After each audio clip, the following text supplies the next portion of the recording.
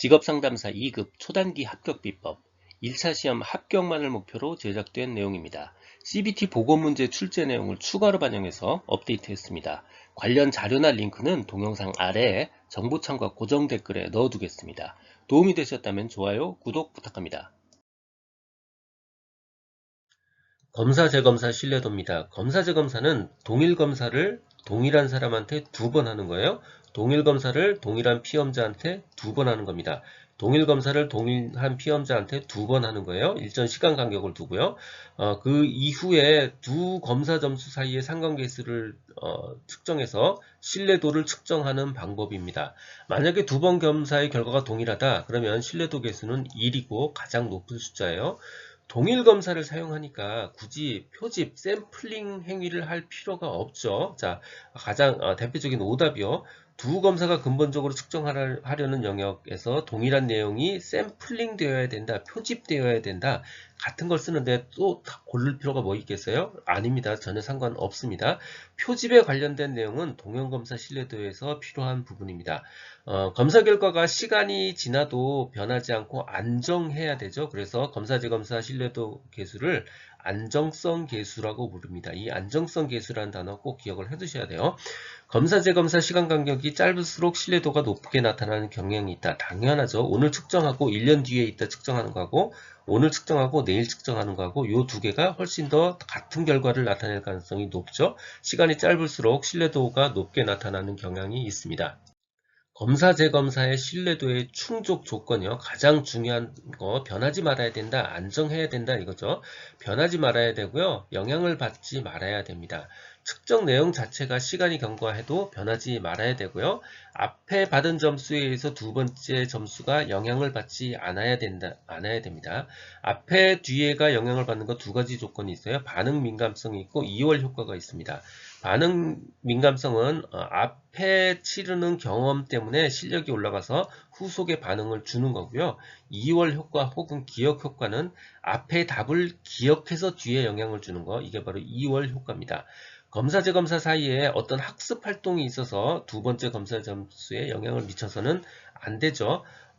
문항 간의 동질성이 높은 검사를 사용하는 것이 좋다. 아닙니다. 문항 간, 문항 사이에 라는 뜻은 문항 내적 합치도에 해당되는 말입니다. 문항 간, 문항 내적으로 동질성이 높은 검사에서 사용돼야 된다. 요거 문항 간의 동질성 검사 재검사에 해당하지 않습니다. 동형검사 신뢰도입니다. 동일검사가 아니고 동형이니까 두 개의 같은 형태의 검사를 동일 피험자한테 적용한다는 뜻입니다. 그러니까 그 얘기는 뭐냐면 이미 신뢰성이 입증된 검사 하나와 또 다른 검사를 동일한 피험자한테 검사한 다음에 그 두 개의 상관계수로 신뢰도를 검사한다라는 뜻이에요. 두 번째 동형검사에서 중요한 게 바로 특정 문항의 표집에 오차 변량의 원인이 있다라고 보는 겁니다. 문항 표집이 굉장히 중요하다라고 보는 게 바로 동형검사 신뢰도의 핵심이에요. 그래서 측정하려는 영역에서 동일 내용이 표집되어야 된다. 동일 내용이 샘플링 되어야 된다. 이 두 가지가 핵심입니다. 반분 신뢰도입니다. 반분, 그러니까 하나의 검사를 둘로 나누어서, 둘로 분리해서 신뢰도를 검사하고 있다는 뜻이죠. 반분 신뢰도 추정 방법에는 전후절반법, 기후절반법, 짝진임의 배치법 이렇게 세 가지가 있습니다. 직업상담사 필기시험에서 이렇게 세 가지가 있다 그러면 이것이 아닌 것은 이렇게 물어보는 단골 문제가 되는 거예요. 문제의 앞에 절반, 뒤에 절반 이렇게 나누면 전후절반법이고요. 홀수 짝수로 나누면 기후절반법, 짝을 지어서 배치하면 바로 짝진 임의 배치법입니다. 속도 검사에 적용을 해서는 안 됩니다. 예를 들어서 지능검사 같은 경우는 후반부를 못 푸는 사람들이 굉장히 많아요. 이랬을 경우에 특히 전후절반법을 사용했다 그러면 신뢰도가 훨씬 나빠지는 그런 경향이 있겠죠. 속도 검사의 경우 특히 기후양분법으로 반분 신뢰도를 추정하면 홀수 짝수로 나눠서 서로 붙어 있기 때문에 신뢰도 계수가 과대 추정되는 경향이 있어요. 기본적으로 반분 신뢰도는 신뢰도 계수가 과대 추정되는 경향이 있습니다. 듣고 계신 강의는 직업상담사 2급 초단기 합격 비법의 핵심 이론 파트입니다.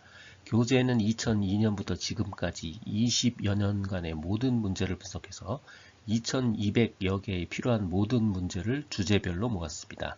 이론서와 문제집을 한 권으로 완성한 문제 기반 학습지입니다. 이 한 권만으로도 완벽한 수험 준비가 될 수 있도록 했습니다. 동영상 아래 댓글에 구매 링크를 넣어드렸습니다. 반분 신뢰도의 신뢰성 계수를 내적 합치도 계수 이렇게 부릅니다. 기본적으로 하나의 신뢰성 검사를 반으로 나누어서 서로 검사를 하고 있는 거기 때문에 이 내적으로 서로 각각의 문항들이 서로 내적으로 서로 일관성이 있어야 된다라는 뜻에서 바로 내적 합치도 계수라고 부르는데 시험에서는 어떤 해에는 내적 합치도 계수라고 사용하기도 하고요. 어떤 때는 내적 일관성, 또 어느 해에는 내적 일치 신뢰도 이렇게 다양한 용어로 내적 합치도 계수를 부르고 있어요.